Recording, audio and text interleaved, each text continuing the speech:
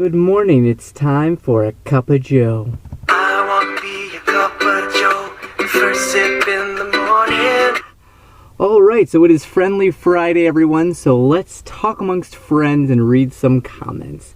Sheila Biles says, I'm sorry I started the prepping conversation. Kind of, lol. I've come to realize that the well-being of my family is way more important than not having what we need to survive either a tornado or snowstorm, which is the worst Wisconsin really has to offer. Thank you, Sheila, because that's kind of what I'm leaning towards, at least right now. It's the same here in Michigan. The worst we're going to get is maybe a snowstorm or a tornado, really. And so right now I just want to focus on kind of keeping the family sane, especially because we're living in a really small space and sharing it with Aaron's sister. So maybe in the future, if our living conditions change, that may change. But right now, I think we're going to stick with how it is. I talked about the fact that I, even despite whatever my diet may ever be, I will probably never call myself vegan because I felt like veganism just has a lot of baggage that kind of goes with it, and it's almost like a religion to some people. So I got some comments on that. Flessy says, being vegan definitely isn't a religion. If anything, I believe eating plant-based is more in line with Christian beliefs than not. Ren says, look up the definition of veganism. It goes hand in hand with Christianity. Alright, so let's look it up. I looked it up at Vegan Society. I don't know, I assume that's good enough. According to Vegan Society, veganism is a way of living which seeks to exclude as far as possible and practicable, all forms of exploitation of and cruelty to animals for food, clothing, or any other purpose. Alright, so according to this definition, this is where, again, to me, I fall out of line with this, because even if I ever had a vegan diet, I wouldn't consider myself a full vegan. And the reason for that is, where it says here, excluding all forms of exploitation and cruelty to animals. And the reason that more of a vegan diet kind of appeals to me is, first of all, for health reasons, just eating more plant-based, I think, would be better. Not completely plant-based necessarily, but definitely more.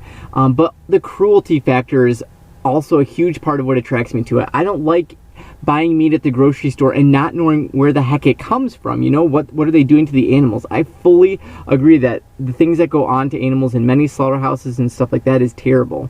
However, I'm not opposed to eating, you know, organic, home-fed, whatever animals that are treated kindly. So I'm not necessarily against exploiting animals, I guess. I'm more against abusing them. So that's kind of why I wouldn't necessarily become a full vegan, I guess. The 22726 says, I can understand you thinking of veganism as a religion, but the animal agriculture industry is barbaric, damages the health of the people I love because of all the diseases, you know, you can get, like heart disease and all that. It's also leading cause of climate change, damaging the world for my children and grandchildren. These are all facts and not a matter of faith. We might just ask ourselves whether our faith requires us to act on these facts. Does our religion require us to be caretakers of the planet? Definitely. Reduce human and animal suffering. Say we shouldn't kill or torture. Require us to look after our health and that of those around us. So yeah, I do agree, and that's kind of why I am attracted to a vegan diet. I just wouldn't ever consider myself a full vegan because I don't think there's anything wrong with killing animals to eat them. I think God gave them that's part of our purpose, or their purpose rather. And there's places where people that's the only way they can get full nutrients, you know, is by killing animals. So I don't know. I would never go full vegan, I guess, even if I had a more vegan diet. It's kind of like if you know someone who maybe lives out Christian values, but they can't call themselves a Christian because they don't believe in Christ. But they still might live in a very Christian way, but they're not a Christian because they don't believe in Christ. So it's that kind of a thing. Like, even if I had a vegan diet at some point, I would never be a vegan because I don't believe it's wrong to, like, kill an animal for any reason whatsoever, I guess. So that kind of sums up my thoughts there on veganism for now. Jessica Marie says, have you ever heard of tiny homes? I know HGTV has a series about them and everything. Oh, Jessica, do I know about tiny homes? I used to be absolutely obsessed with basically watching videos about tiny houses, tiny homes, all that good stuff. I was subscribed to my YouTube. I had to stop because I was like, this is pointless. I don't have a tiny home. I'm not building one. So I had to stop. But yes, I absolutely love it. I've seen a couple of episodes of that HGTV show, but most I've seen YouTube videos and stuff like that. And you know what? when I first read your comment here, it reminded me about those videos. And I went back and started watching some more of those. So you made me relapse, Jessica. You made me relapse.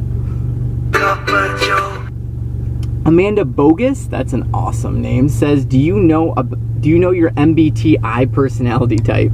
I'd be really interested to know what your results are. Okay, when I first read this, I was thinking BMI, like body mass index, and I'm like, no, I have no idea what my BMI is. Then I realized MBTI, my Myers-Briggs. Heck yes, I know my Myers-Briggs. I am an ENFP, which means, I don't know, whatever you think. I'm crazy and, yeah, creative and extroverted and all that good stuff. I really love personality type stuff, so I'm glad you asked that, Amanda, because I'm totally into and interested in kind of looking at people's different personality types, what they kind of match up on these tests and what that means and all that good stuff. So yeah, ENFP, baby. What are you? Crispy Noodle says, I have tons of books that I haven't read yet. What should I do with that? Well, Crispy, I would suggest to you to get rid of them. One way or another. Sell them, donate them, find other people who'd read them, because I was in the same position when I was getting rid of a lot of my books and I was downsizing. I had literal stacks of books I had picked up at thrift stores, secondhand bookstores, stuff people had given to me, just random books that I had purchased or got somehow that I planned to read someday, and like books that, some of them were books on my, like, these are books I should have read by now, like should reads, you know, we've all got those should reads. We're kind of embarrassed for not having read or just feel like we're lacking. And then other reads, things that just looked interesting. And I eventually just had to let them all go. And I just told myself, hey, if I'm ever actually going to read this, I'll go buy it and read it then, or I'll go rent it from the library. So I would say just let go of all the books you haven't read yet.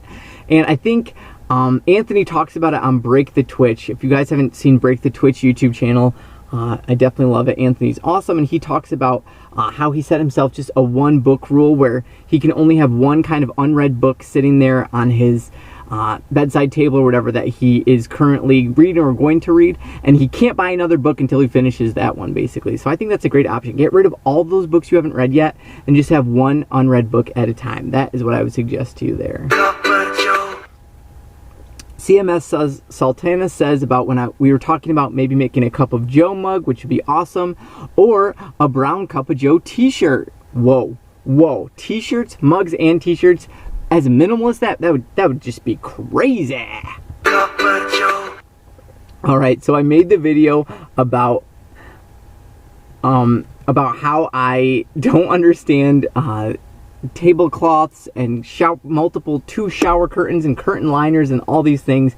And when I made the video, I actually was wondering if anyone's even going to care. I felt like this was like a niche little thing, but it was just something that was bugging me. Turns out you guys cared. I got overwhelming agreement, so that was awesome. I got foreign surprise. People from other countries are like, what are you talking about? You have two shower curtains? This is madness. And it is madness. But I guess here in America, we just tend to double down on these type of things. These type of things being every type of thing, apparently. So yeah, some people were talking about using waterproof canvas, oilcloth, that can work really well for just having one nice kind of shower curtain there. Wet rooms, that's what I prefer. I love wet rooms where it's all just an open area, kind of inclines into a little drain. So you don't have to worry about curtains or doors or anything like that. You just shower in the open area and it's all good to go. And then we were talking about tablecloths. Some of you mentioned how you don't have tables at all. So bada boom, bada bing, you out minimalized me there. But two things came up more than once. People were bringing them up, and that's also the absurdity of placemats and like couch